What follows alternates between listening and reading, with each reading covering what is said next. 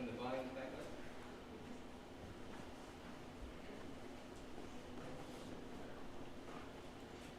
up. All right, good morning, Drunk Face Andrews. Thank you for everyone who's attending on our live stream as well. Welcome, Colonel Oberhaus and Colonel Snelson. Thank you for taking your time to come out here to listen to these awesome presentations that we're going to have from the 89th and the 316th. So one thing I want to highlight, I got Major Giacomino up here with me. This is our first ever 316th, 89th combined Spark Tank event. So I'm really excited, and I guess we can get this started. Yeah, I'm wearing the patch for all right, good morning, Drunk Face Andrews. Thank you for everyone who's attending on our live stream as well. Welcome, Colonel Oberhaus and Colonel Snelson. Thank you for taking your time to come out here to listen to these awesome presentations that we're going to have from the 89th and the 316th. So one thing I want to highlight, I got Major Giacomino up here with me. Everybody. This is our first ever 316th, 89th combined Spark Tank event. So I'm really excited, and I guess we can get this started. Yeah, I'm wearing the main job. All right, good morning, Drunk Face Andrews. Thank you for everyone who's attending on our live stream as well. Welcome, Colonel Oberhaus and Colonel Snelson. I like commercial flight attendants, Air Force flight attendants, load and unload that we're going to have from the 89th and the 316th. We so don't one thing I have want to highlight, ground I got Major Giacomino up here with me. Everybody. This is our first ever 316th, 89th combined Spark Tank event. So I'm really excited, and I guess we can get this started. Yeah, I'm my main job. All right, good morning, Drunk Face Andrews. Thank you for everyone who's attending on our live stream as well. Welcome, Colonel Oberhaus and Colonel Snelson. I like commercial flight attendants, Air Force flight attendants, load and unload that we're going to have from the 89th and the 316th. So one thing I want to highlight, I got Major Giacomino up here with me. Everybody. He became the highest 316th, 89th combined Spark Tank event. So I'm really excited, and I guess we can get this started. Yeah, I'm my main job. All right, good morning, Drunk Face Andrews. Thank you for everyone who's attending on our live stream as well. Welcome, Colonel Oberhaus and Colonel Snelson. I like commercial flight attendants, Air Force not only load and unload that we're going to have the earthquake from the that we 89th and the 316th. we So don't one thing I want to have highlight, ground I got Major and announcing everybody. He became the highest, but also the amount of this hardware continent. So I'm really excited, and luggage and all right, good morning, Drunk Face Andrews. Thank you for everyone who's attending on our live stream as well. Welcome, Colonel Oberhaus and Colonel Snelson. I like commercial flight attendants, Air Force not only load and unload it was so much fun. from the 89th and the 316th. So one thing I want to highlight, I got Major Giacomino and they were able to get the highest, but also the amount of this hardware event. to upload. So I'm really excited, and luggage and all right, good morning, Drunk Face Andrews. Thank you for everyone who's attending on our live they stream. have to go to the hospital to another I like commercial flight attendants, able to upload it was so much fun.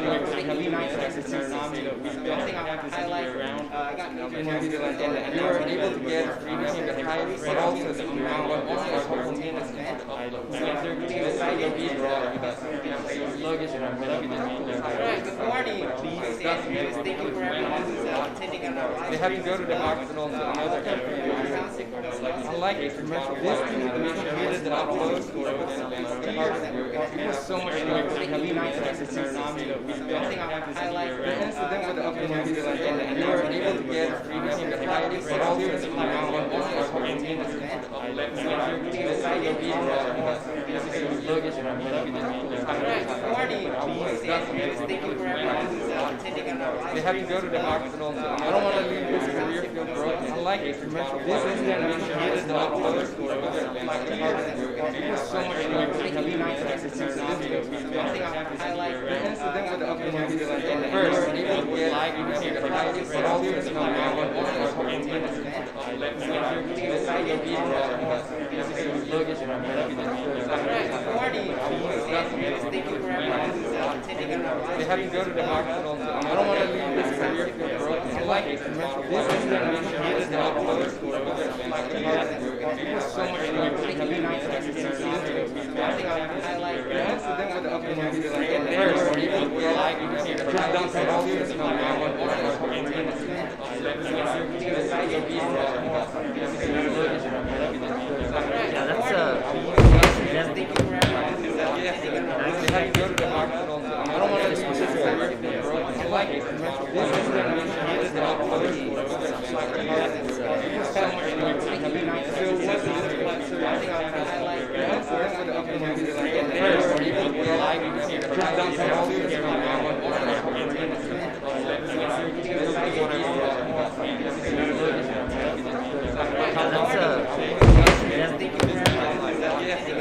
let's go to the what we carry usually. All right, that was a good demo, sir. Thank you. So, our medical system in the military is not that sophisticated that we can track back injuries. So, we tried. We went to the med group. We went all the way up to ACC, every agency that we can think of to find out the numbers. But we couldn't because it's a very specific query. So I did my own research and did a Mattermost poll.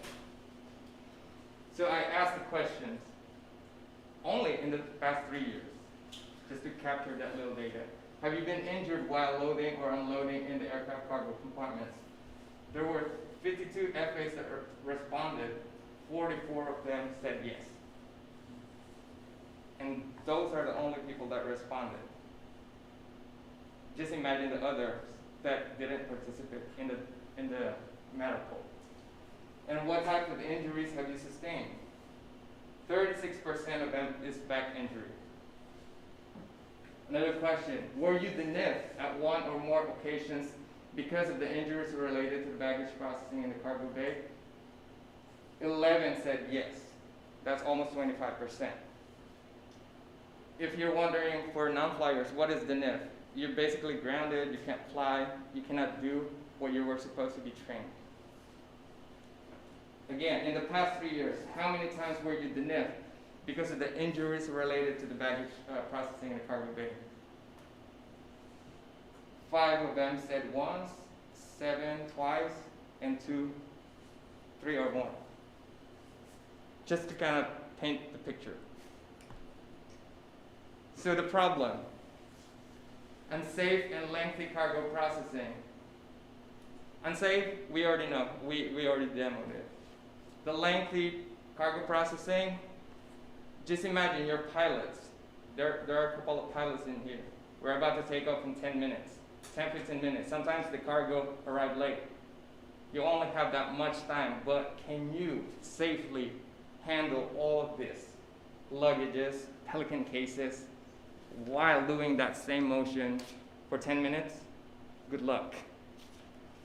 Safely. Flight attendant injuries. We already gave you the data on the last slide. So the solution. The video. So hopefully while we're playing the video, we can answer some of your questions in mind.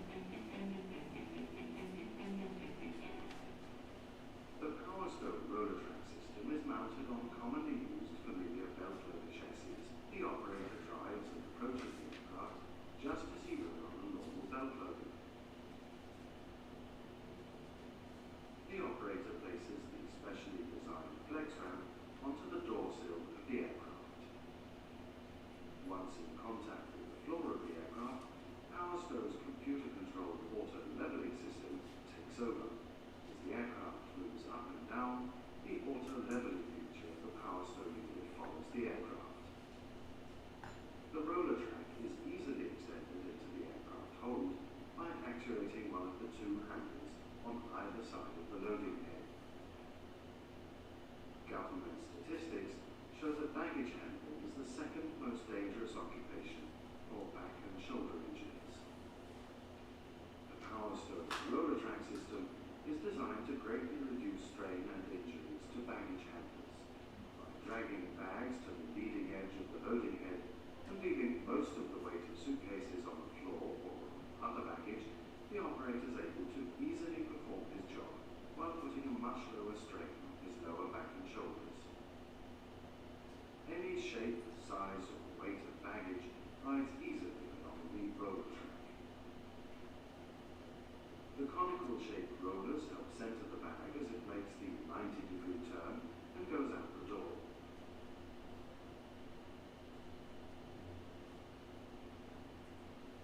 The offload speed is controlled by ramp agents on the ground. Agents on the ground or inside the aircraft hold can start and stop the roller track at any time.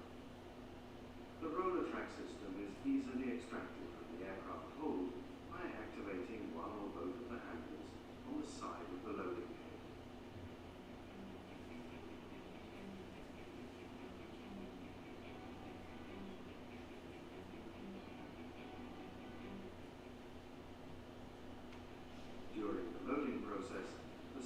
belt and roller track system is controlled by the agent inside the aircraft hold.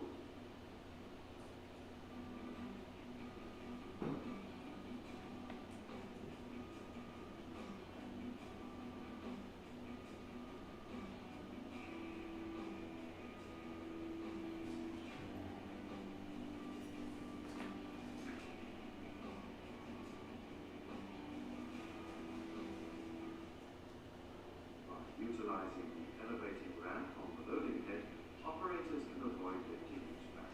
I think that was one of the good features that I really like with the elevating ramp, because you don't have to like lift it, especially if you have like 250 pounds of weight and you can't stand up. Easily moved along the floor to allow I think the video is good. All right, thank you. So yes, the benefit: faster loading and unloading, 25 to 30% faster with Power Stow with this product compared to conventional belt loaders that we use here in JBA. It eliminates the doorman. So basically, sometimes if we do have more stuff to carry, I would pass it to another person. So I will be standing by at the door, pass it to the next person. But with this, you don't need that. So the other FA can go upstairs, do drinks, or start the meals. Eliminates fewer injuries. We already you kind of seen that on the video. Fewer aircraft and cargo damage. It reduces the damage because you're not necessarily throwing your luggages. You know, with our comm stuff, that is a no-go. Like we're not doing that. And same with the aircraft. Since the belt loader is kind of like automatic, and it detects the height, it shouldn't damage the door. The cost, $287,213. Annual maintenance, approximately $1,000. And I do have the breakdown if you guys want to see that later. Sorry, can you go back one? Yes, sir. That's $1,000. That's annual, $1,000. Okay. Yes, sir. Okay. So overall, what is the impact to the Air Force? Because a lot of us would be asking why we need to buy this product. Safety and ORM. 89 Airlift Wing mission statement is advancing national interest by delivering diplomacy, safe, comfortable, reliable, connected, and protected. Perfection is our standard. You heard the word safe there. And we want to apply that to every aspect of our mission. Recapture training fund losses. It costs approximately $200,000 to completely train an FA from beginning to end. And that doesn't include ETC or FTU. It doesn't. Basic training alone costs $25,000, $100,000 per year. So we're not wasting all of that, but if an FA is injured, a big percentage of that will be lost. Valuable asset. I think this one is really good. Not only this product will be instrumental to the premier DV airlift squadrons here on base, it will also be beneficial to PAG. They can use this product as well.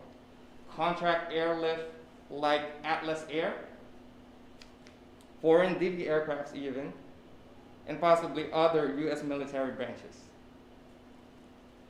Next is force preservation. I know this is a very hot topic right now. The preservation of our force is a national security imperative, right? It includes protecting personnel and physical assets of the United States. Injuries or trauma greatly impact service members' holistic readiness. Everybody can agree on that. And what am I asking for here? Funding for at least 2 Power Stow roller track conveyor for our base.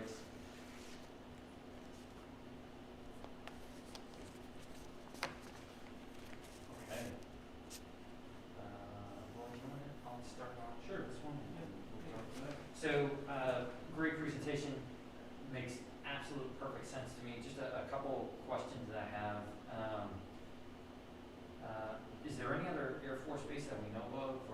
DoD base that's using this at all?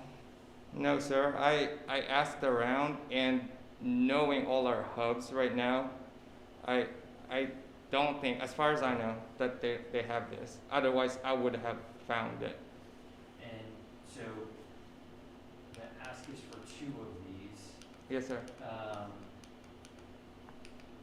If we only went with 1, would that be, why 2 instead of just 1 to try it out? Yes, sir. I would agree to try it out first. I haven't seen the product personally. Okay. I've gathered all my info from just contacting the company, seeing the video, and I think that would be a smart move to try the product first before we even, because I mean, some of my advisors, they don't really want me. Okay, my vision really is to have it established here in Andrews, and once it's established here, we can probably have the other hubs like McDill, because we go there for CENTCOM.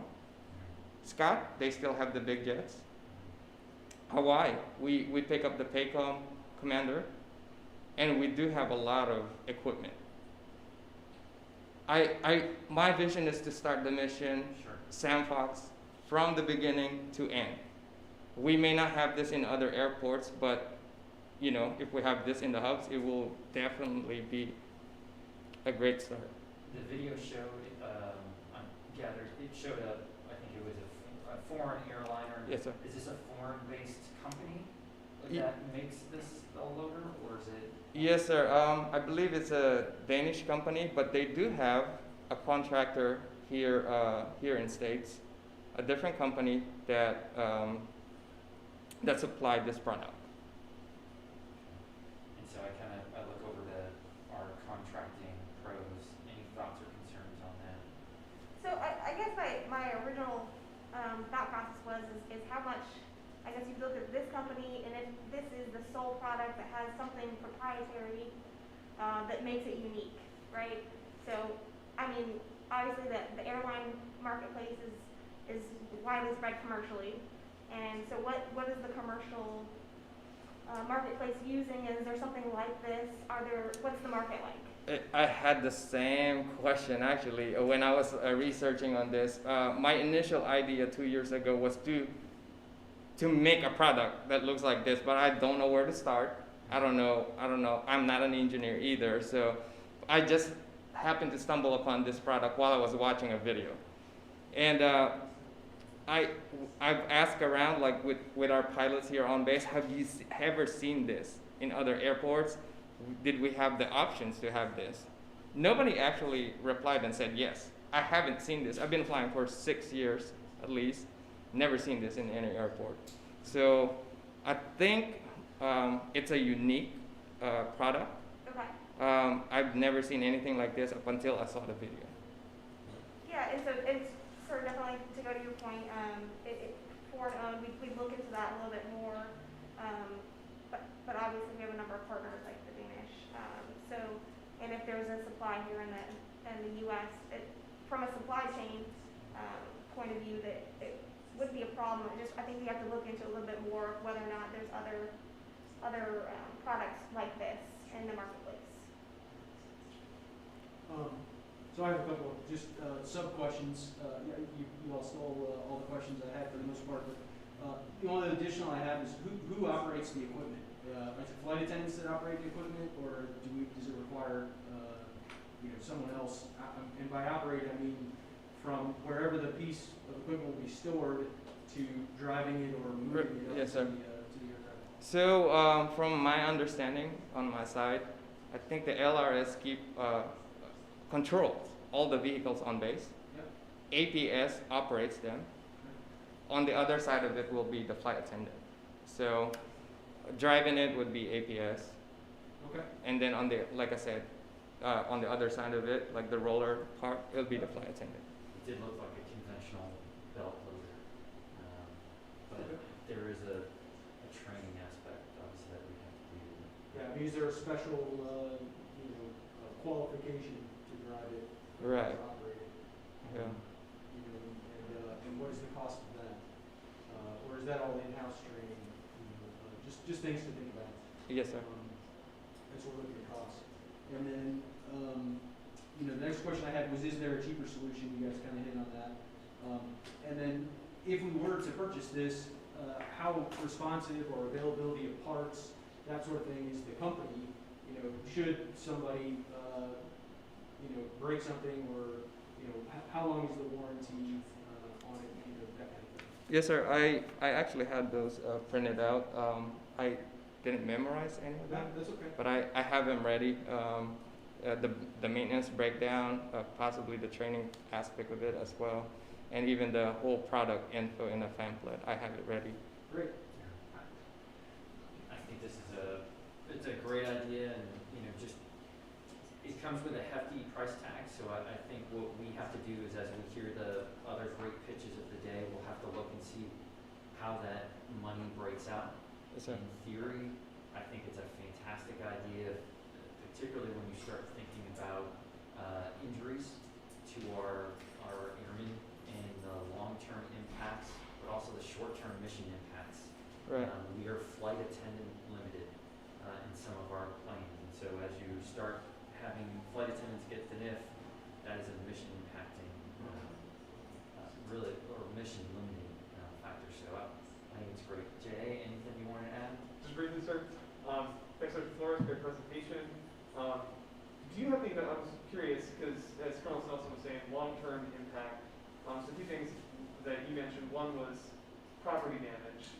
Are you tracking like how much maybe in claims have been paid out? Or So, I'm sorry. Yeah, on our side we don't track that. We don't.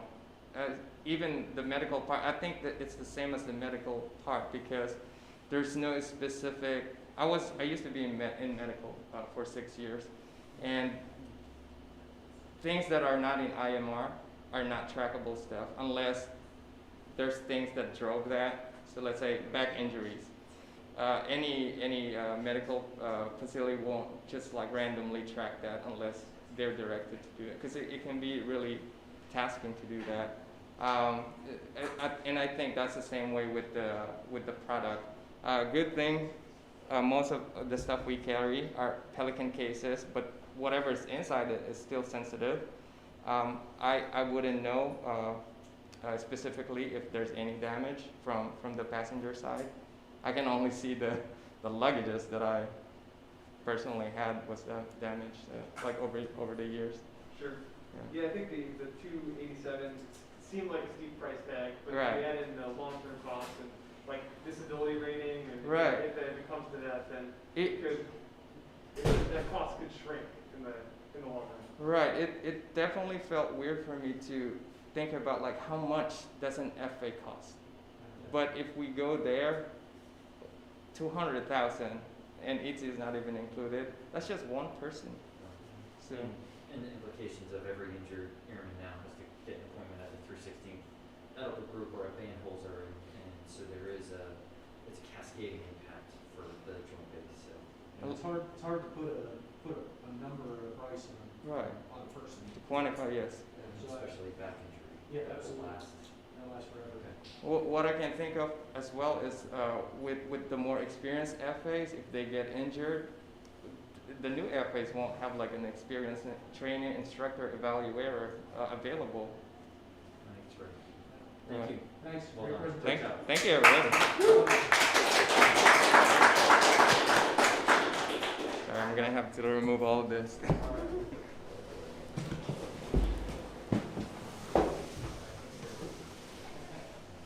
Totally fine.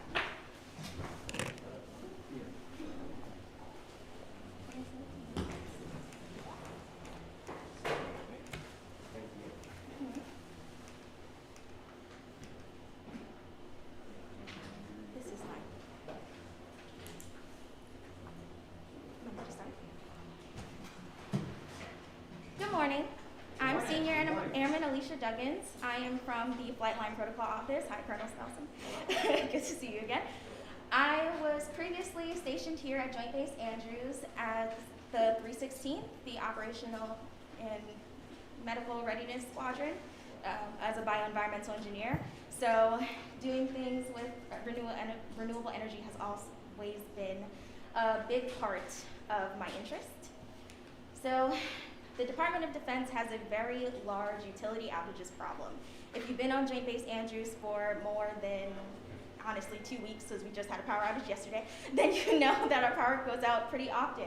And to my surprise, in fiscal year 2019, there was 542 unplanned utility outages that lasted more than 8 hours. That's a 32% increase from fiscal year 2018, which just shows that our electrical grids are degrading and quickly. The total financial impact of these outages was $4.5 million, a little over it, which turned out to be about $2,063 per day, give or take some cents. Of all of these, 84.9% of these outages were on base, just power sources that are on base.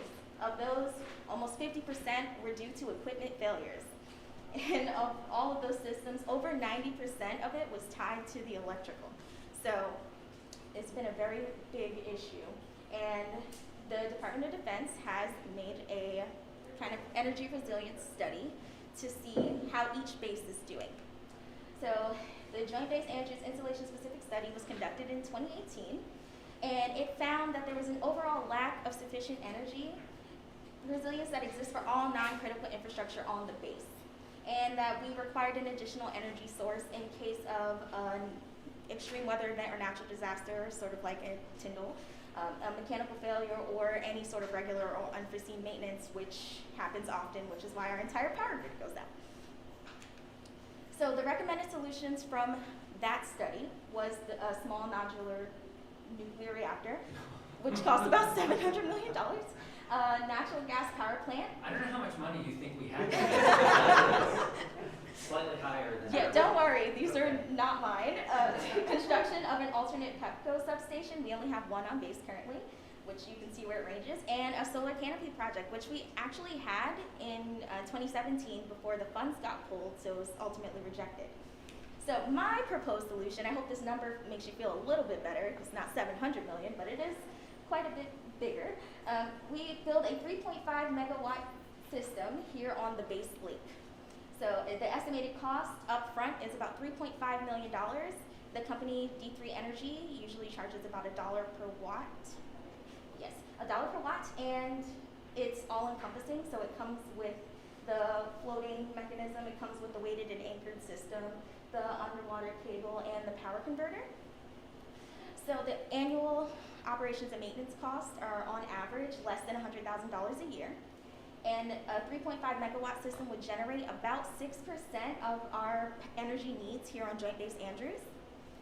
So that's an estimated savings, taking out the $100,000 a year for operations and maintenance costs, of $922,000 a year. These systems are guaranteed for at least 20 years. They have a 20-year lifespan. So over 20 years, that would be $18.4 million that we would save on our energy bills.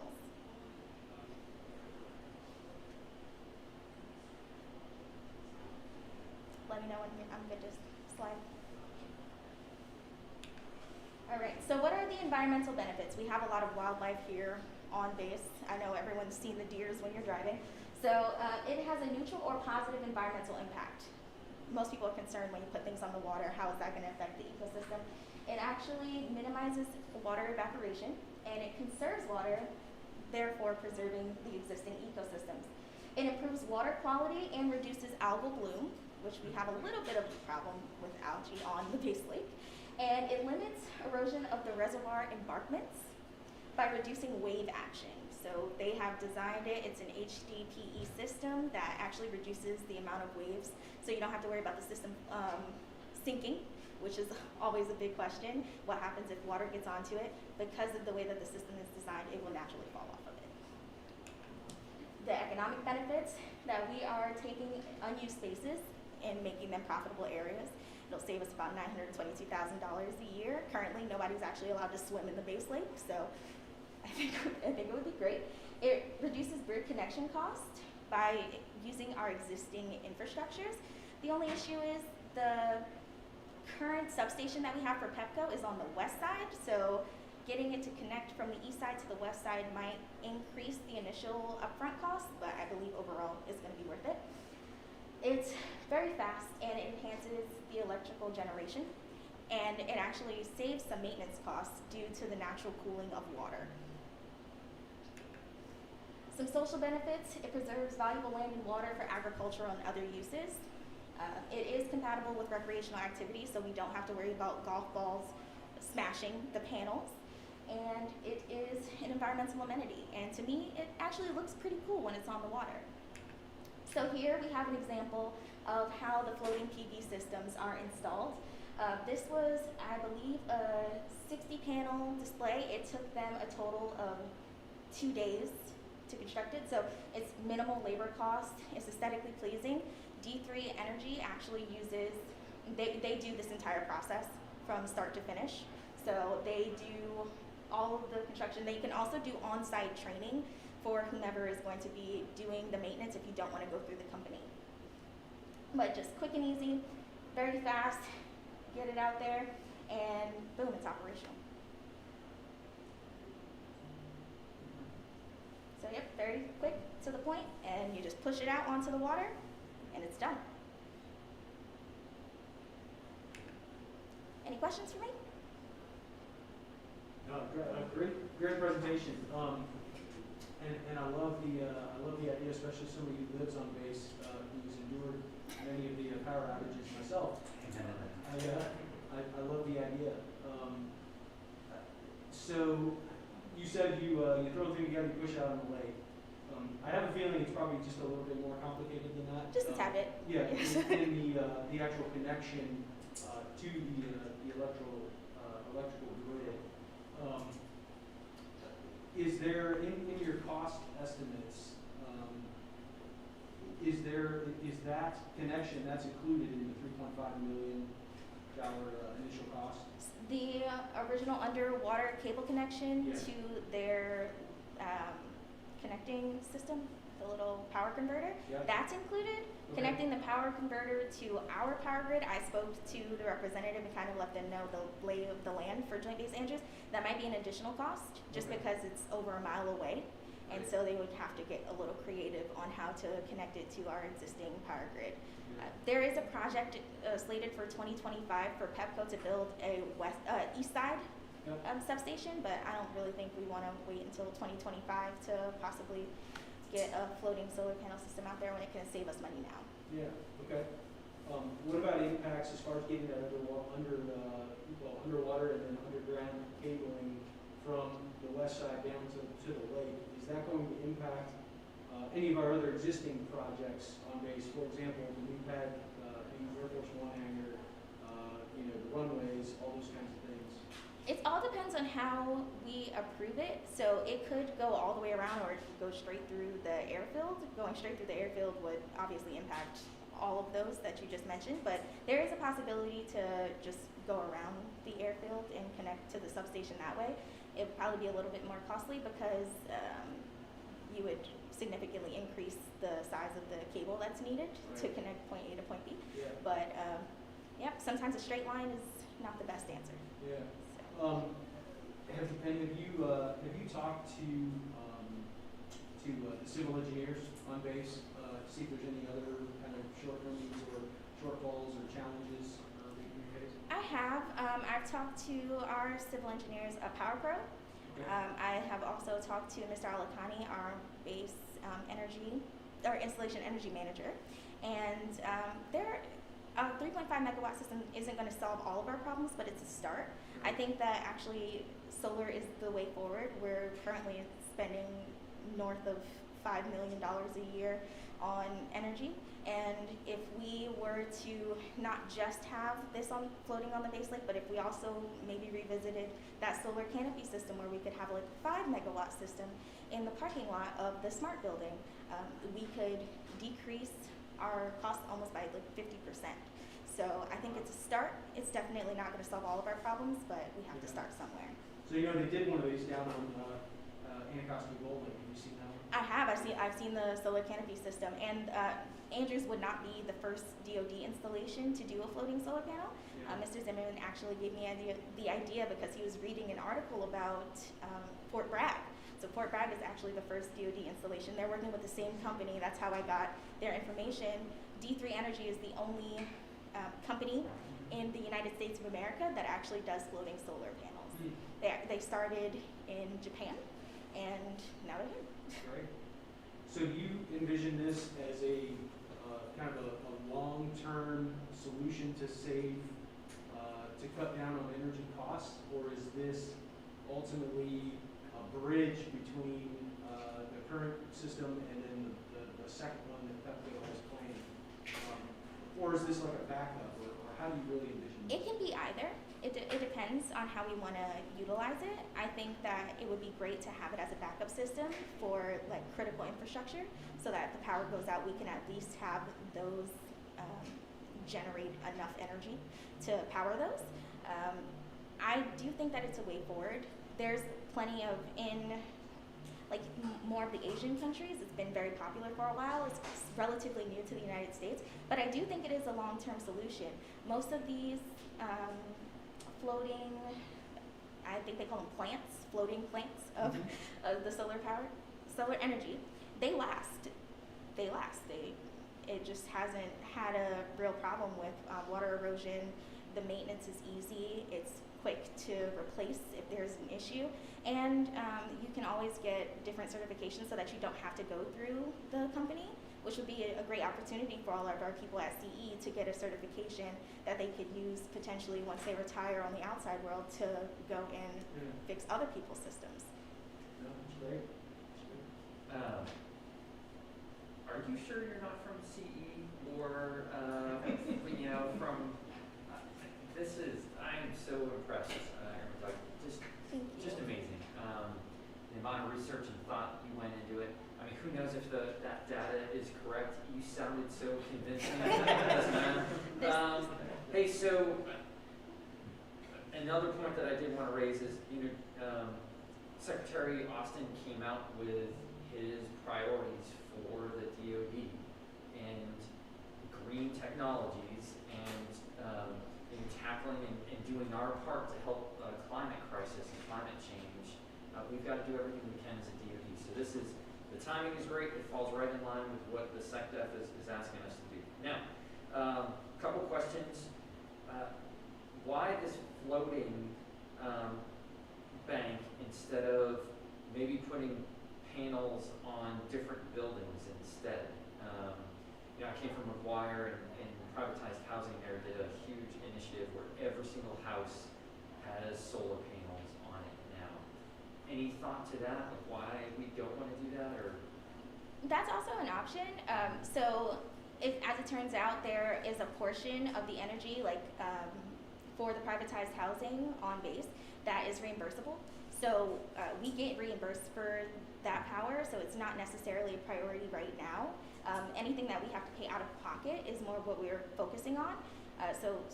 Right now, I would say maybe $11 million is what we're spending in total for energy, but $5 million of that is non-reimbursable, and these are the areas that we have to power ourselves. I do think that that's a great option to decrease our fossil fuel dependency overall as a base footprint to put individual panels on houses. But why we're trying to focus on the lake is because when the study was done in 2018, it wasn't very prevalent, and they noticed that there was a lack of open space, like green space, as I like to call it, where you would see solar panels basically everywhere else. We don't have that, something that won't obstruct pilots and things of that nature for our air missions. And so the base lake is a better option rather than putting them on buildings. Sometimes the glare And that's going to be one of the things that I would ask before we put in any kind of solar panel is to look at the refraction and potential impact to aviation safety and everything. Yes. So that question was actually brought up when there was a study done in South Korea, and they wanted to put in a floating system near the airport in South Korea. So a U.S.-based company actually created some sort of simulator. It's a program, it's Forge Solar, where you can put in all the design specs, like the amount of panels, the location, and it'll tell you the estimated glare, and it'll also tell you where to put it for maximum utility to get the most out of your solar panels. And they created sort of a system where if they thought that the glare was going to be particularly bad during a certain time frame, there would be like 20 minutes where they would just kind of redirect flights. So I did think about that Obviously I think this is outside of the scope of what certainly the amount of money that we have, but what a great idea and thought going forward is, the 316 has oversight of our energy and the installation. It's a great idea. Thank you. Yeah, no, I concur. I don't know if we're gonna, that's a big price tag. Certainly one that's worthwhile, and I love all the research and the work you put into it for sure. But it's certainly something that I think we could explore and see if we couldn't get that price down, a little bit. There also are multiple grants that the Air Force offers for renewable energy projects. Like you said, it is a pretty big directive for our top 5 in the Air Force. So there's about 4 different grants that we could apply for. It would just have to have the support of all of the agencies. Yeah. So I can get that information to you. Yeah. No, that would be great. That would be great. No, I love the idea for sure. Really well done. That was awesome. Thank you. Thank you.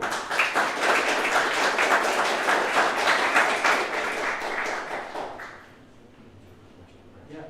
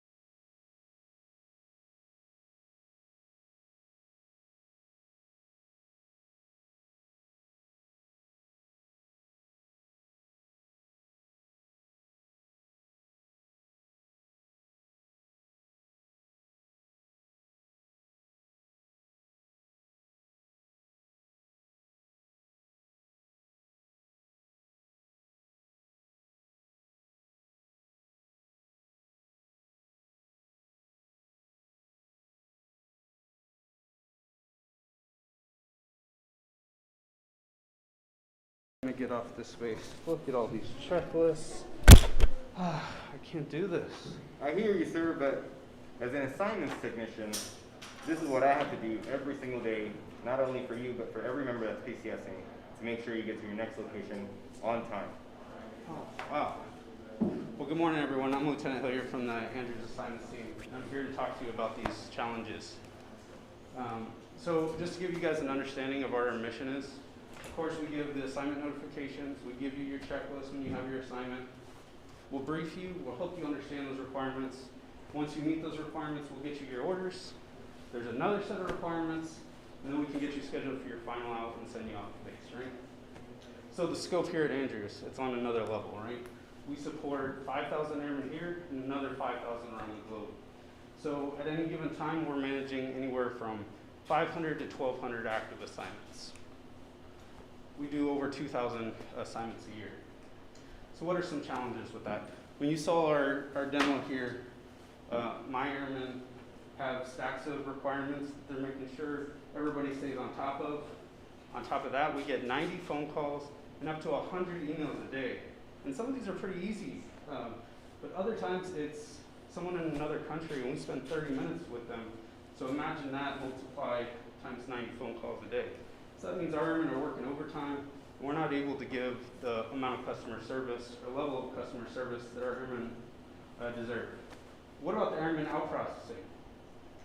First, they're fired up, they're excited about their dream assignment, but that quickly leads to being overwhelmed with all these requirements.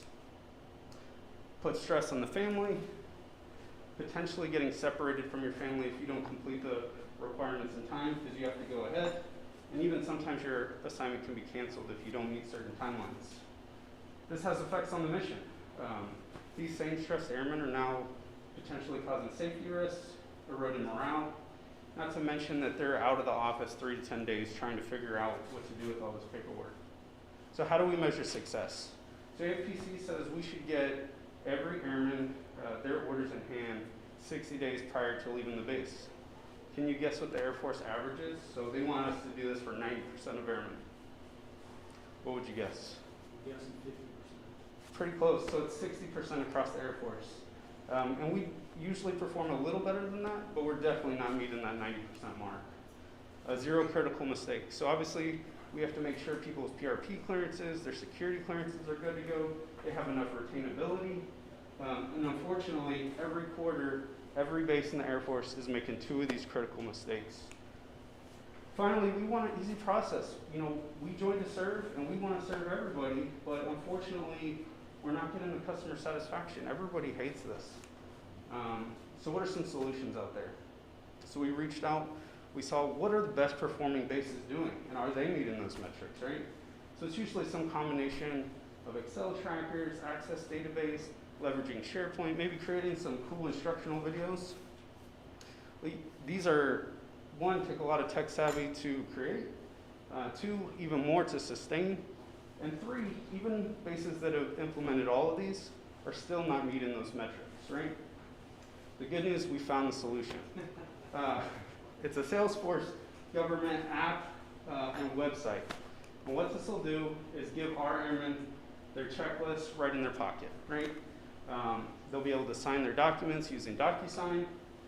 They'll be able to ask us questions over an app with automated responses, and even schedule their final out appointments with us. What does that look like for us? Instead of sifting through giant stacks of paper, we'll get a smart case management system that will prioritize those members who are getting close to their deadlines, be able to give us reports to send to commanders, chiefs, and first sergeants to let them know which members are struggling, and maybe even what trends for certain units. Maybe a security forces unit is struggling with one requirement, and we can dig into that a little more. Also, this will give us the ability to push notifications to the airmen, letting them know they're getting close to it, rather than trying to email them, right? So why do we choose a Salesforce? Well, let me back up 1 second. There was one slide I missed, didn't get updated. So before, our security forces airmen are maintainers. They're trying to, they're not at a desk. They can't just log in a free few minutes, right? This gives them the ability to go home on time, take care of their family, and then they can take care of their checklists right on the couch, right? If we get this right, we can accelerate change across the Air Force. We'll set the model and push it forward. So why this company? Well, the Air Force is already moving to Salesforce. Our MyPERS platform is moving to Salesforce. If you go to airforce.com right now, our recruiting website, that's already a Salesforce platform. It's DISA approved, FedRAMP approved to hold our classified, secret, PII, and HIPAA information. And it's an industry standard. Names like Google, Twitter, Amazon, and Facebook are all using Salesforce platforms for their customer relationship management. And unlike some of our systems like NoPDS that crash frequently, they're known for having a 99.9% uptime with their systems. So that means our airmen can count on the system being up when it's time to take care of those requirements. So what's my ask? I want contracting and comm support for, it says 150, but it's 200,000 to develop the product and get us licensing for 2 years. We can bring this product to market in 12 weeks. So if we get this funding soon, we can be ready to go this summer. And I open it up to questions. So you said 150 or 200? 200, I'm sorry, sir. 200K in 12 weeks, they can have this up and running. Yes, sir. Is there any other base that has tried this yet to convert their out processing through Salesforce? No, sir. Okay. And there's no, and we've looked at other possible competitors out there that could do something similar that might be disapproved, or is this it? So this is the why this stuck out is it's going to fold in nicely to all of our existing systems. They're already got all the clearances. There are some other customer relationship management, but none that I found that have all the approval to already, I mean, we can instantly start putting our data in a secure government cloud. So I haven't found another company if there is one. And that 200K, what's the recurring after this? So 100 of it is to develop the platform, to build out our unique case, and then it's ours.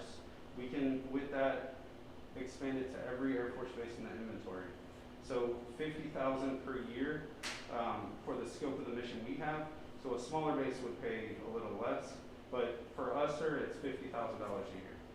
So that 200 would give us the 100 in development, and then 2 years of running it, if that makes sense. And have you talked through, have we talked with our, AFPC overlords and said, hey, why don't you guys pay the 100K to develop it, and then individual bases go from there? And obviously in the spirit of, Sure. I'm with you, cutting out bureaucracy, accelerating change. Right. We can't wait for many things for the higher headquarters to take action on. Any thoughts to that? Yeah, absolutely. I'm glad you brought that up, sir. So I have asked, and it's more like a 10 to 15 year look for when they plan on getting into the weeds. So they're looking at the big enterprise systems, replacing MilPDS with AFIPS and things like that. They're looking at MIPERS, the things that affect every base immediately. They do plan on taking on some of the smaller MPF roles eventually. Asking them specifically, can we test it out? I haven't done that. But I am seeking out help from A1X to see, we've already purchased a lot of the licensing that's not being used right now because we're trying to be set up for the MIPERS transition. But at this point, nobody's been able to say, yeah, I'll give you the money. So I'm looking for it wherever I can get it, sir. And so I applaud you right out of the gates. Let me ask you this: how long have you been in the Air Force? 15 years. PCS Okay. 5 times. Okay. So you're I've felt this pain. Yes, You're sir. prior enlisted. Yes, sir. Okay, got it. So I was going to say it's. I applaud a second lieutenant for taking this project on and, Yes, sir. wanting to change completely, transform the way you do business. So good on you for that. Thank you, sir. But obviously you have 15 years of experience that you're basing all of this on. So I love it. Given that you've been in that long, I'm certain you have seen. We have jumped in a lot of different areas, not just assignments and personnel, but every time we change something, there's always ripples. Yes, sir. Right? How do you see the kind of training and implementation? Because you're going to have to basically train every single customer. So all those 10,000 airmen that you said you service, Right. you're going to have to figure out a way to train and implement this new thing. And is it feasible to think that you're going to be able to do that and at the same time actually improve customer service? Because when you have 1,000 airmen sitting out in places all over the world, sitting on their smartphone that they may or may not have, trying to do these actions and it doesn't work, then who do they call? Sure. Where does their frustration get focused on? Yeah, those are some great points. The nice thing about doing this from the ground up, we get to work with Salesforce on the rollout plan, right? We can test it with folks that are just here, even with our own squadron first, and make sure that it's successful. Versus if Big Air Force pushed this down, all of a sudden, hey, this is turned on tomorrow, figure it out. And that's something we're constantly faced with in the MPF. Hey, the policy changed tomorrow. I know we didn't give you a lot of time to be trained on it, but that's great. We can slowly roll it out and accelerate change as fast as we can with mitigating some of those risks for our worldwide customers. Yes, sir. So do you think there's an additional cost to that, to the marketing, training, implementation piece of it? I'll tell you that if my airmen can get away from these stacks, Yeah. like they're gonna pay. The cost is overtime, sir, and they're already doing it. Are they willing to put in the work to revolutionize the way we do it? Absolutely, and I'll be right there with them until July when I PCS. Yeah. From a contracting perspective? Yes, sir. So I know that you mentioned Salesforce, and I know that they do have other government contracts as well, Yes, but ma'am. there are other companies in this realm, in this area. So, I mean, it's definitely something from a contracting perspective that we would want to look at and Yes, look at a ma'am. little closer, just moving forward. But I mean, I think it's a great platform, and there's a lot of looking at licenses as a larger force. Right. And trying to consolidate that and look at a more strategic approach. So that is something that we're already doing and interest at leadership level as well. Yes, ma'am. Thank you. Mhm. Jay? Sir, yeah, thank you, sir. The only two things, these are just questions. Yes, sir. I don't have the answers offhand, but Sure. I would probably defer to the major, who's a contracting expert, but is this something you can sole source legally through Salesforce, or do you have to compete that out? So we'd have to look at Salesforce a little bit closer to see if maybe any social economic categories apply to them and whatnot. So I mean, there's always a possibility of going sole source, but is that the best option? Really, is my go-to answer for that. Just looking at the competition, but looking at what they specifically bring Right. to our party and ease of implement. Obviously, your need date and rollout has a lot of mission impact, so that's Perfect. all to consider. So essentially, I think that's a great pitch for all of us that have gone through this pain. Dear Lord, this sounds like music to our ears. So I think, and Colonel Oberhaus and I can talk about it. I would give this a qualified yes, but I would love to have the MSG or the FSS commander engage with the A1 to say, hey, before we commit dollars to this, what can you guys bring to the table? And to have you do this pitch to them to pay the upfront software piece, and then we can pick up the $50K for our individual, FSS licensing. So Yes, sir.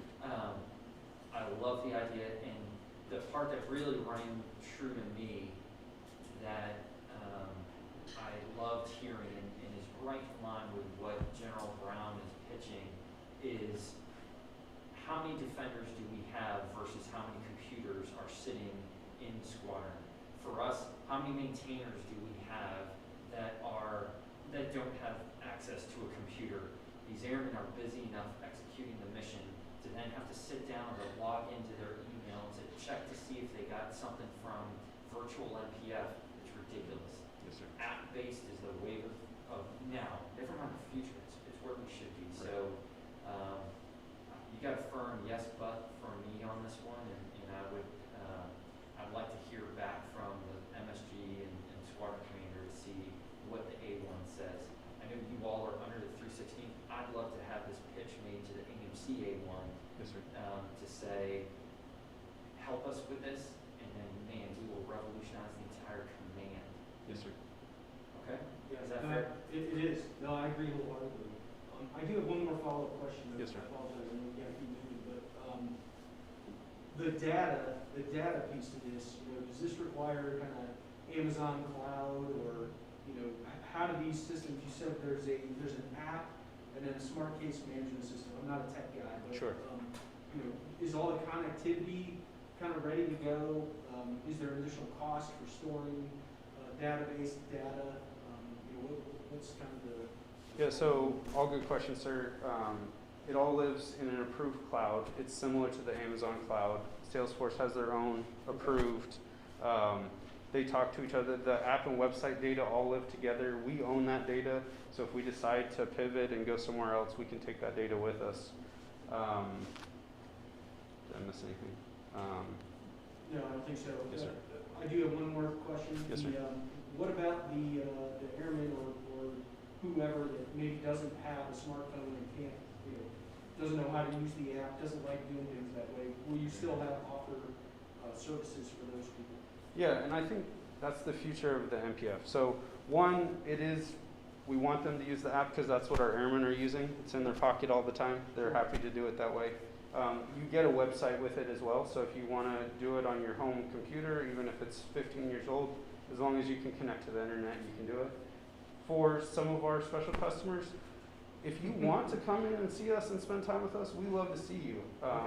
But we want to be there when it makes sense to be there. We don't want to make you come to the MPF if you don't have to. So yes, sir, we would build that in, absolutely. Awesome. Yes, sir. Colonel Oberhaus is asking that because I have a flip phone. Yeah. That's not true. That's not true. I've got an iPhone. But I do know people that do have flip phones. Sure. Happy Okay, to take care great of that. job. Thanks, sir. Really well. Thanks, everyone.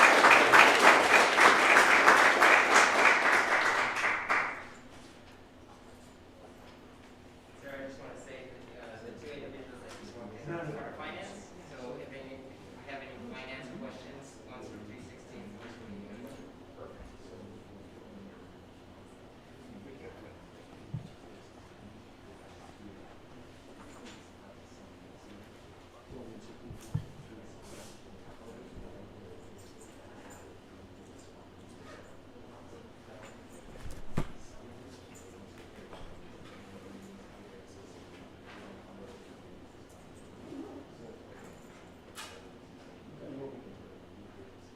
as we're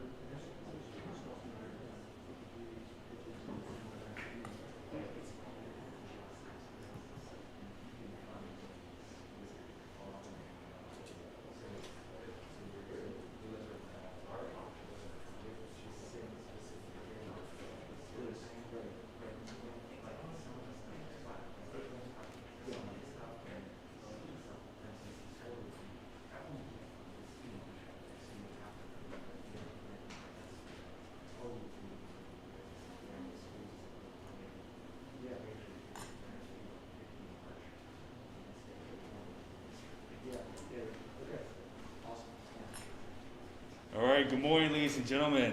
Let's see. I'm Lieutenant Trey G. Riley, the Maintenance Operations Flight Commander at 89 MXG. All right. And one thing I love about the Air Force and the DoD-wide is that we're tackling this topic right here head on. This is a topic that has been going on longer than I've been in the Air Force and will continue to do so from here on out. But the biggest thing that I would like to provide feedback on is that we are not developing a better approach to topics like this. This topic is happening worldwide. Building a better workspace for our airmen, our contractors, our civilians. It will continue to be so. What we have right now is outdated ways to implement new ways to capture the data and educate our men and women. What are we doing to improve our workspace? DOTs are great, but they take too long and our airmen are just frustrated about having to put the input. It becomes anonymous and is ultimately reactionary. We're not solving, we're not being proactive in that moment now. Additionally, we have our conversations. We do extreme down day. That's perfect. Get together to have our conversations. We provide surveys. Excellent. But what does that data do to our leadership, both small and high, to tell them that our base, our wing, are tackling on this improvement head on?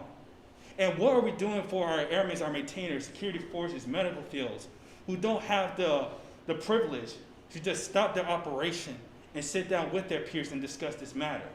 Making the units find ways to adapt and meet the deadlines of what's needed for our big Air Force or big DoD.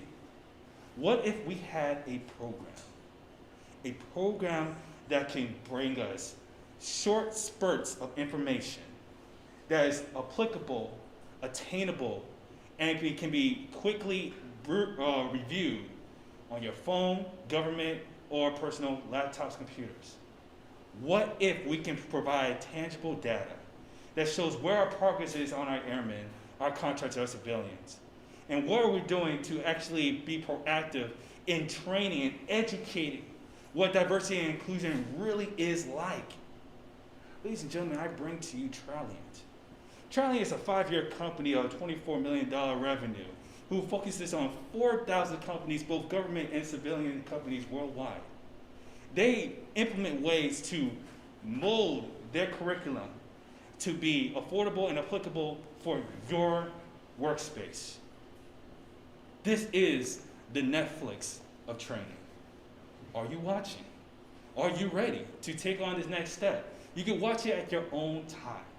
Provide snippets of powerful information that is going to be current into the situation that we're in right now.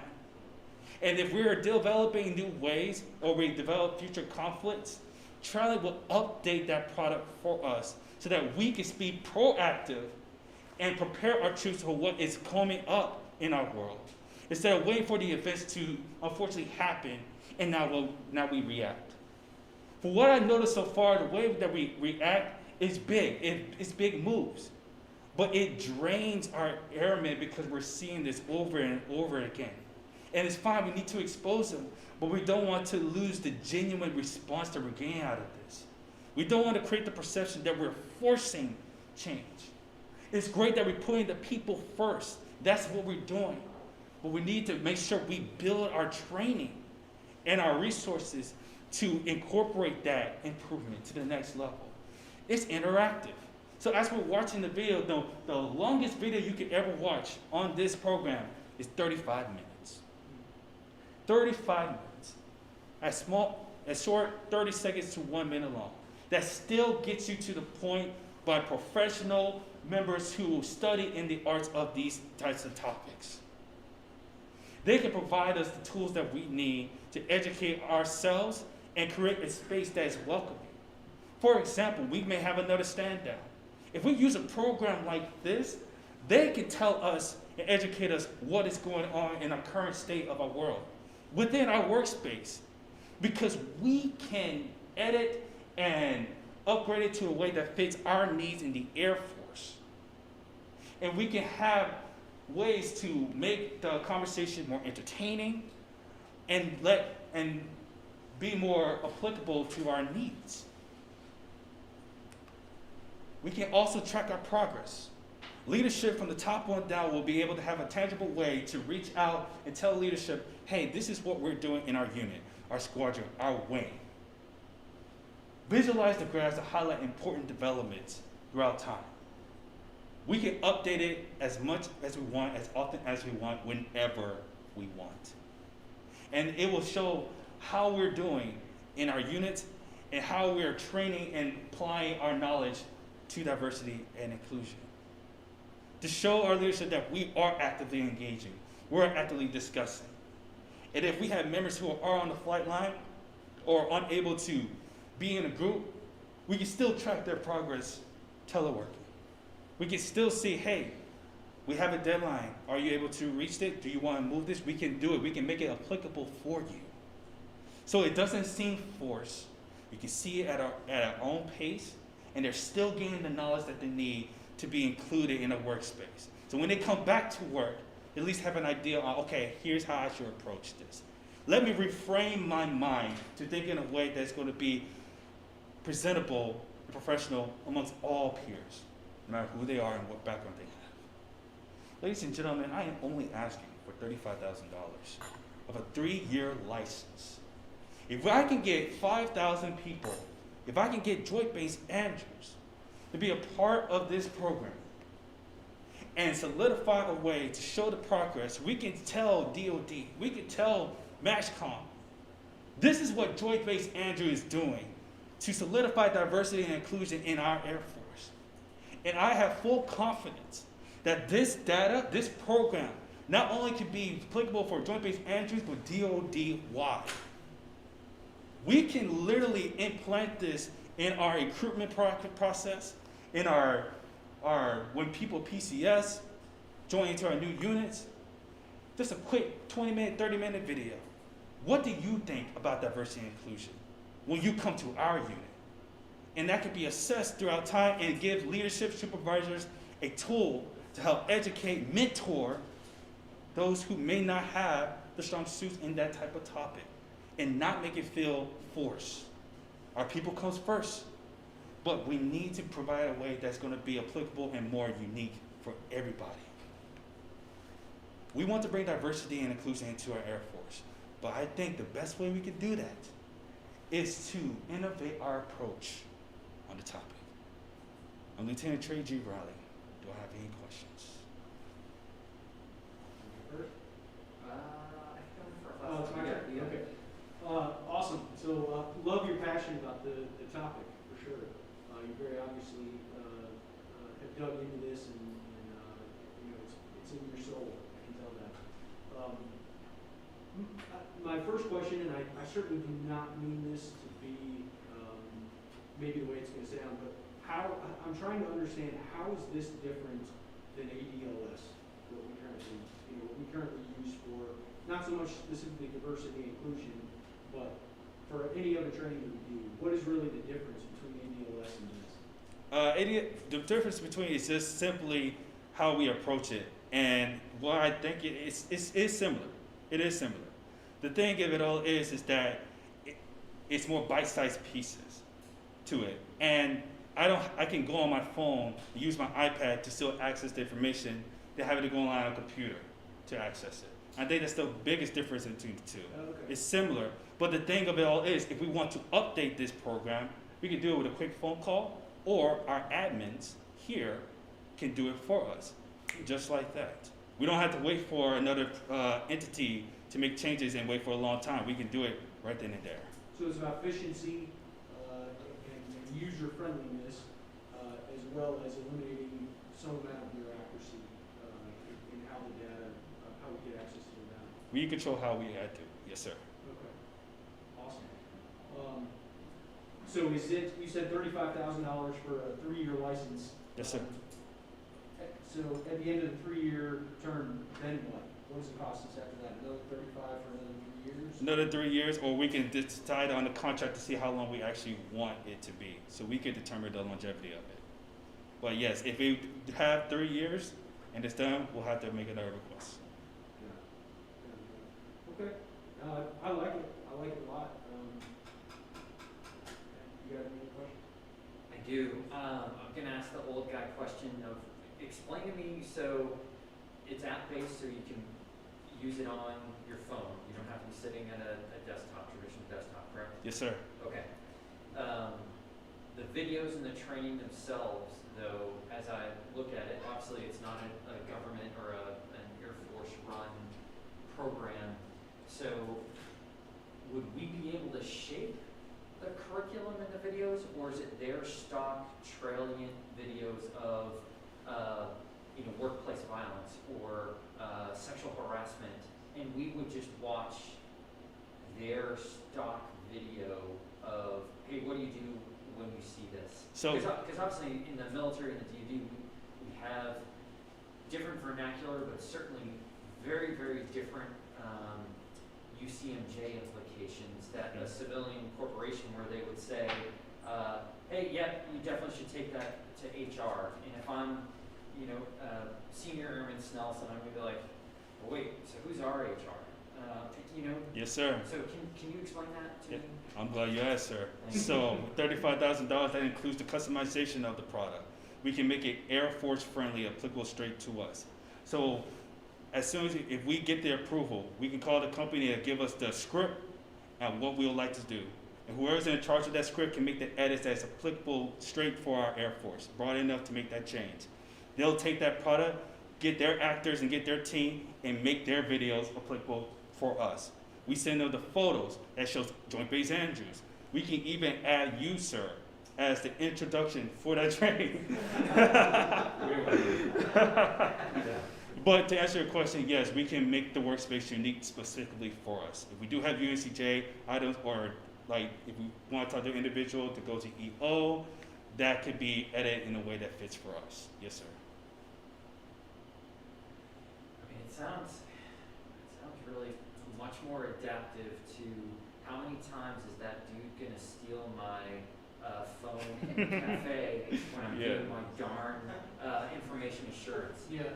He steals it every year, and I still keep doing the same thing, so at least this would be a little bit more seemingly responsive. From a contracting standpoint, your thoughts, concerns, what does this, what do you think? Yes, sir. So, I guess I'm a little interested in what made you choose this company and this product a little bit for that, because obviously there's a lot of companies out there, and also universities that help build different diverse trainings like this, and often we do partner with different universities for different studies and development of applications or different programs like this. So was there anything specific about this one that you found, or when you were doing your market research? So my vision with this is giving the airmen's time back. That's my ultimate goal, giving their time back. And their approach is giving you precise, professional information, short amount of time, to where it's flexible no matter where you go. Additionally, you can update your own library as well throughout the product that you have. And so let's say we want to add sexual assault or COVID interaction post-COVID. How do we get back to our workspace? They have libraries like that, at least 100 types of libraries that we can add to our system that is applicable to us. So we can be flexible in what we want to add or take away. Okay.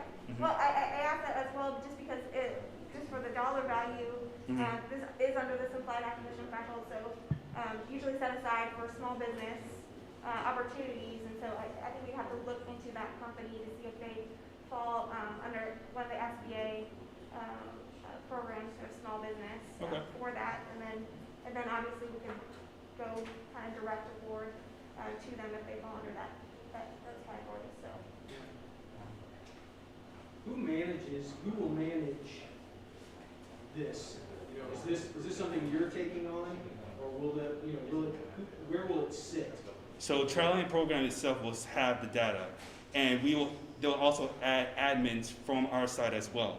So we'll both have mutual authority of what we want to do with our data.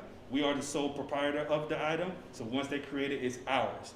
And so we want to add things or take away or ensure that certain data does not get exposed, we have the authority to do so. So they'll have it in the hub. They use the Amazon website services to use their computers. They are the programmers, we're the customer. Okay. So they'll hold it. Let me ask my question a different way. Okay.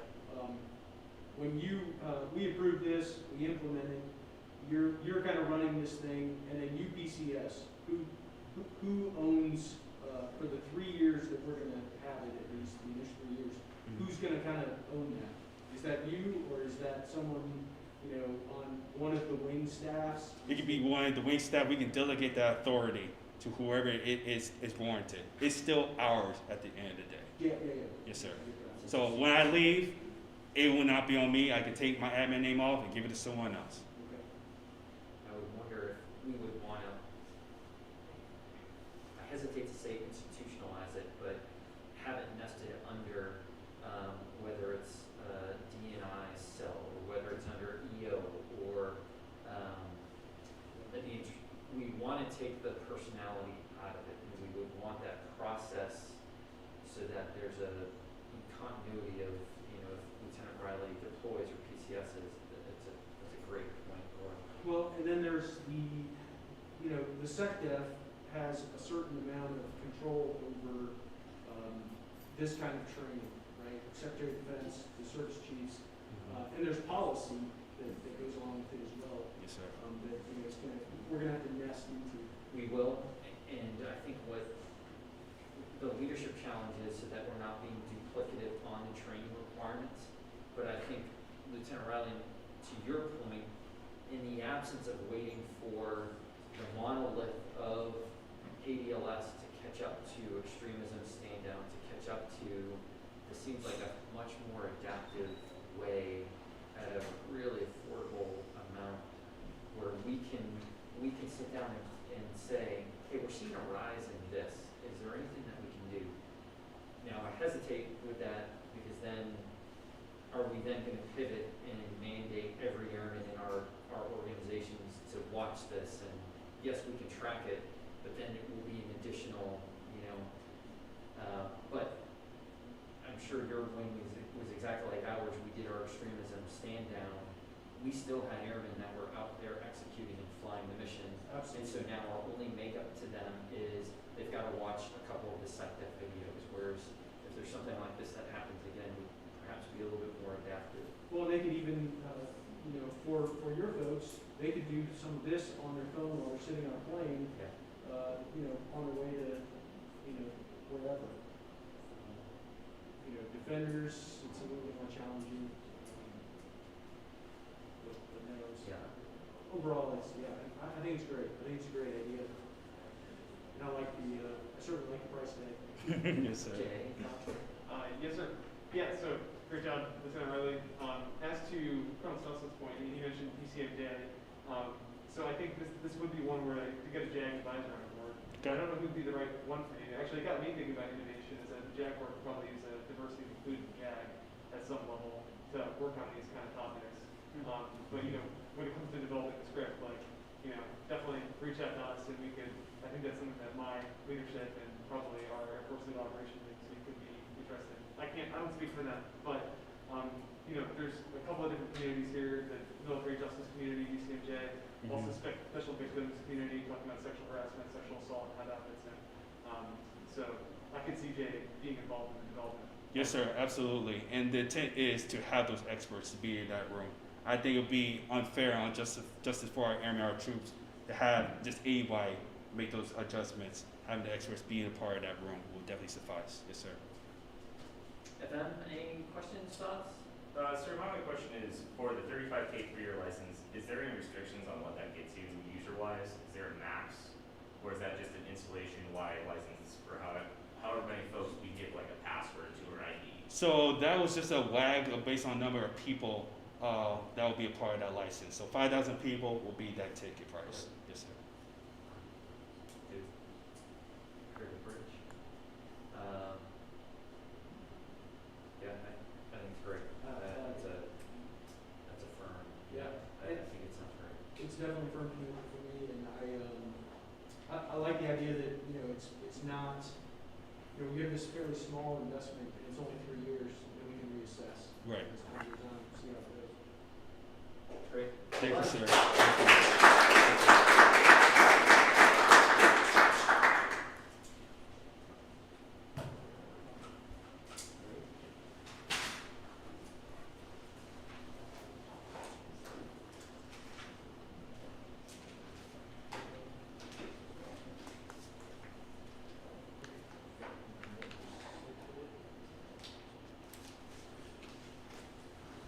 Good morning. Hey, good morning. Good morning.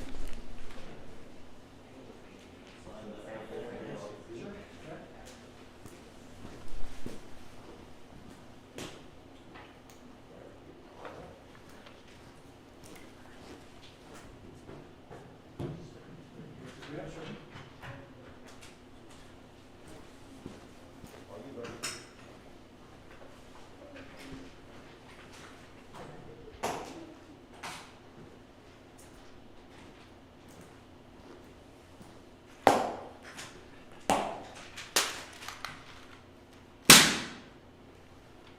Good morning, Sharks. Thank you for having me today.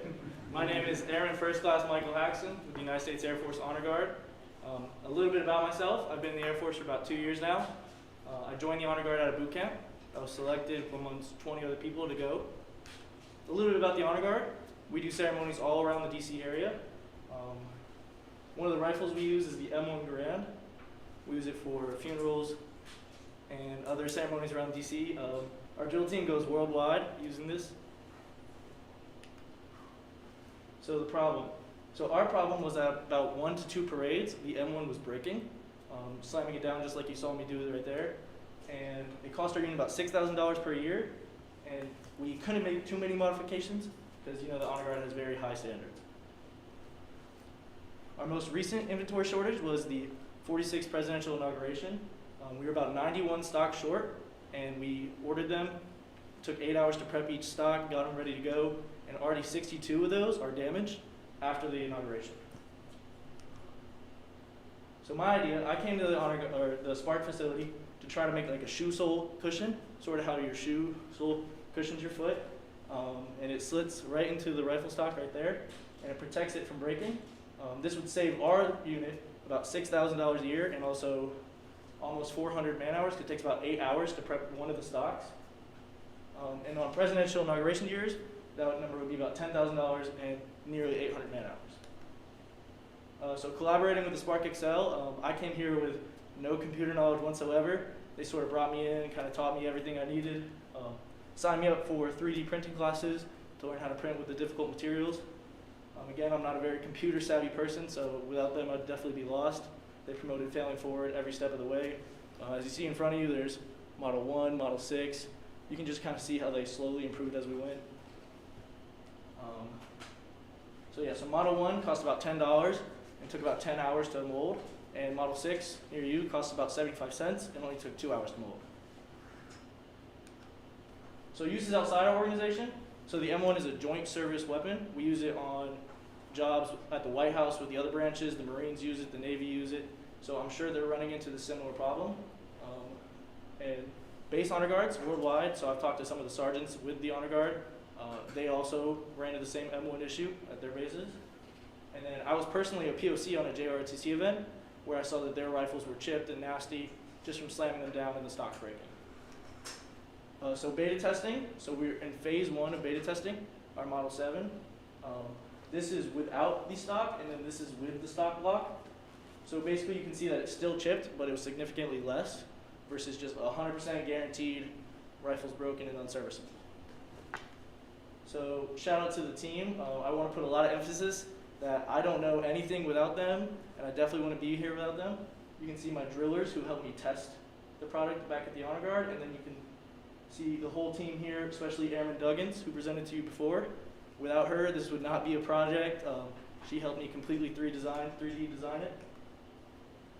And the ask. So I'm asking for logistical support, whether that's acquiring a patent or getting about $10,000 for in-house manufacturing, and that would be including the materials, the 3D printer, and the computer.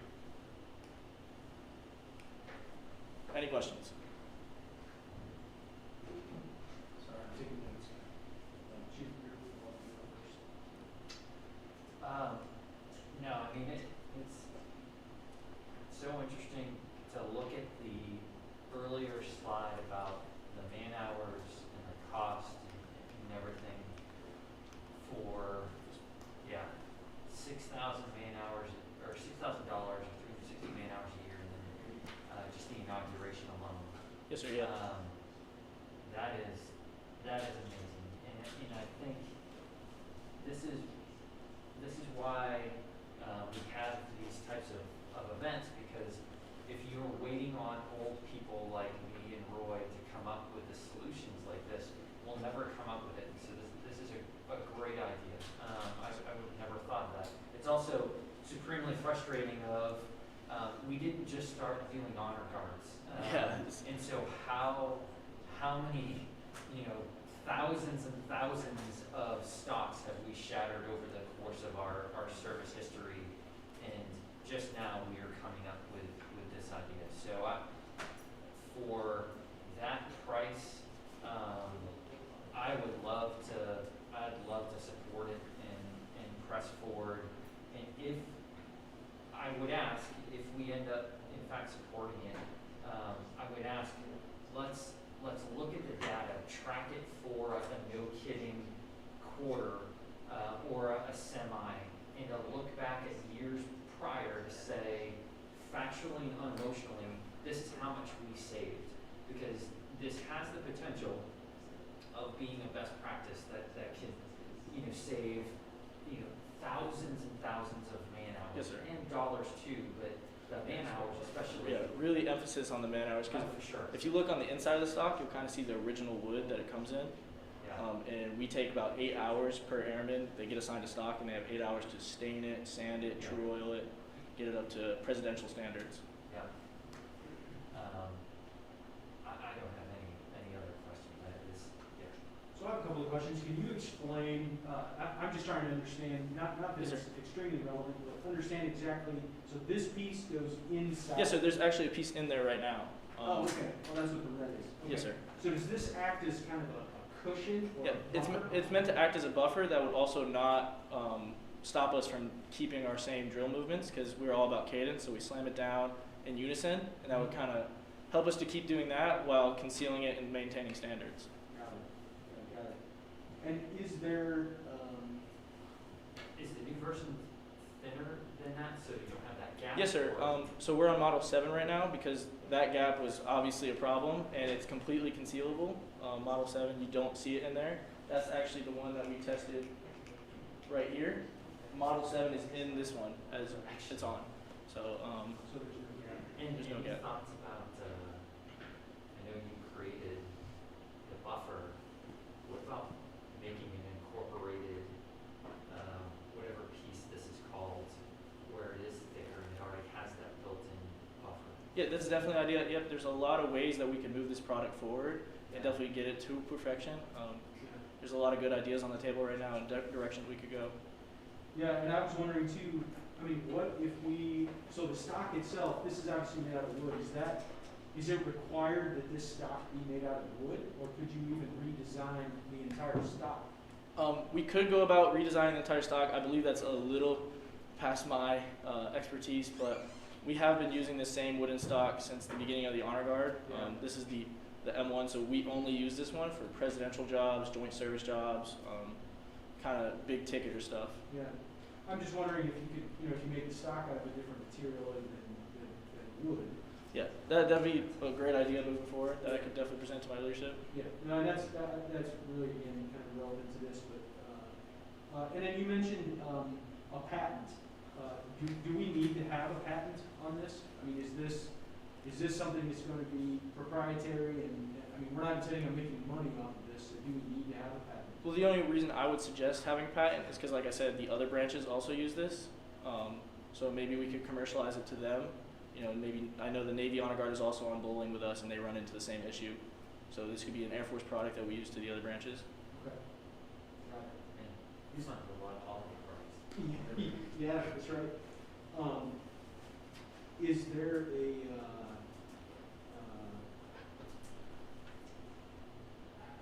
sorry, I lost my thought. Yeah, never mind. Contracting, you got any issues? Yes, yes, sir. Well, no issues, but I have a couple questions. I know you said you were beta testing this.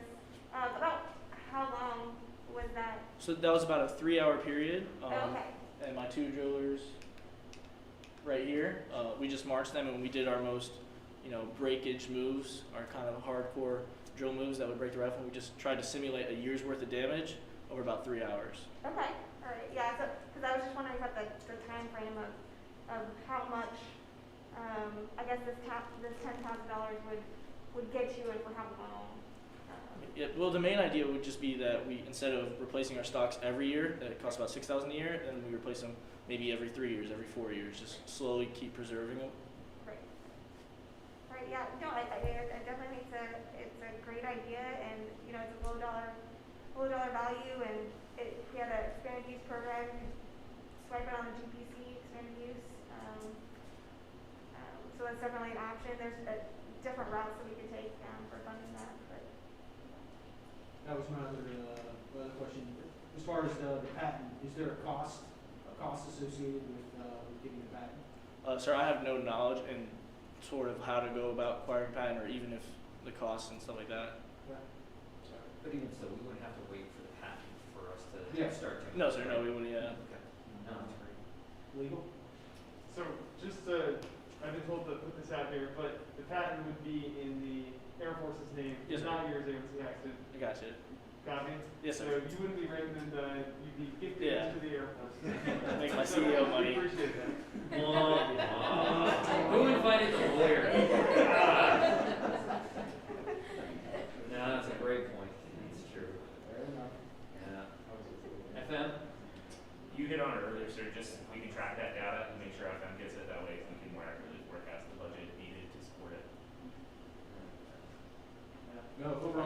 great. I'm all in to support this. I think it's fantastic.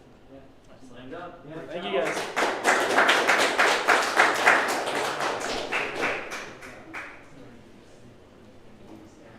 All right, I'm up here just to bring a little bit of dose of reality to everything. So we have a lot of really good presentations today.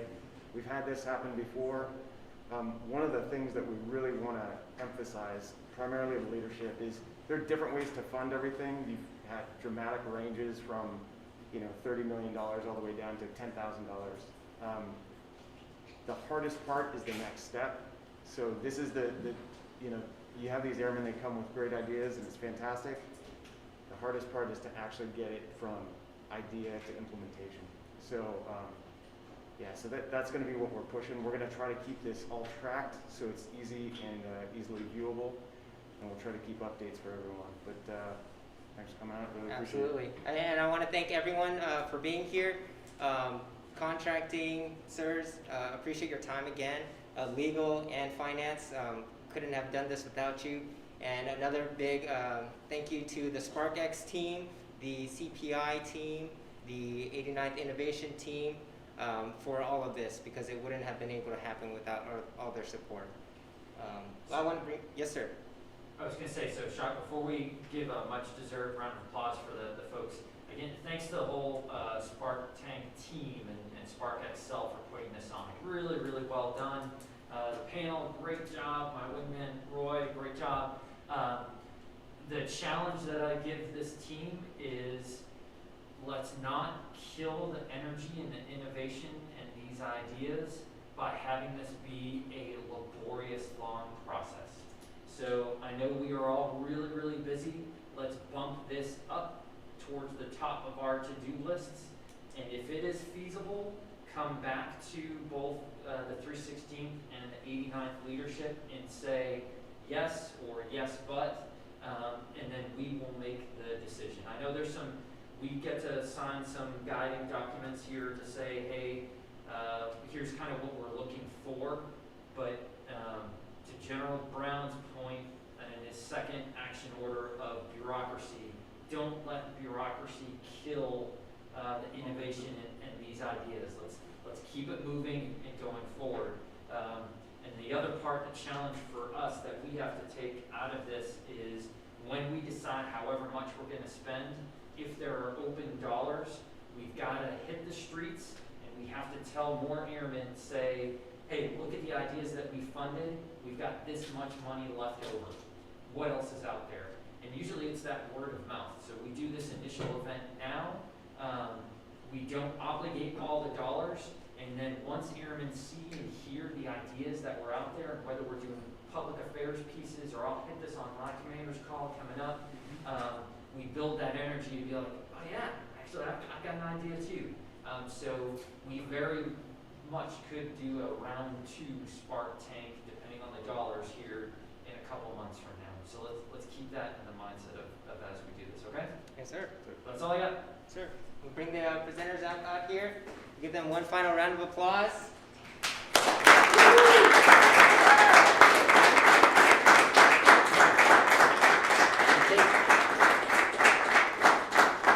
Definitely takes a lot of courage to be up here in front of the sharks, being a little tiny fish. We are intimidated.